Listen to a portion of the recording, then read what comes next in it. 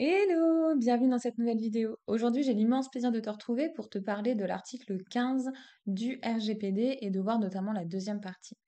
Hier, on avait vu ensemble le considérant 63 et le premier point qui expliquait quelles étaient les informations qu'on devait partager à la personne concernée lorsqu'elle nous demandait d'exercer son droit d'accès. Et là, on va voir dans la deuxième partie de cette vidéo, si ça charge. Apparemment, ça ne veut pas charger. Voilà, ça a chargé. On va voir dans cette deuxième partie de vidéo la suite, simplement. Le point 2.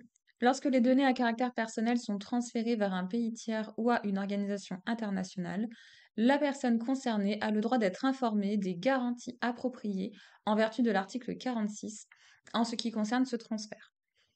Simple, si tu fais un transfert de données à caractère personnel hors Union européenne, ben, il faut que tu expliques simplement aux personnes que tu fais ce transfert et quelles sont les mesures, les garanties appropriées, quelles sont les mesures de sécurité que tu as mis en place, pour t'assurer que que ce transfert sera sécurisé. Le point numéro 3, le responsable du traitement fournit une copie de ces données à caractère personnel faisant l'objet d'un traitement. Le responsable du traitement peut exiger le paiement de frais raisonnables basés sur les coûts administratifs pour toute copie supplémentaire demandée par la personne concernée. Lorsque la personne concernée présente sa demande par voie électronique, les informations sont fournies sous une forme électronique d'usage courant, à moins que la personne concernée ne demande qu'il en soit autrement. Le droit d'obtenir une copie visée au paragraphe 3 ne porte pas atteinte aux droits et libertés d'autrui. Voilà.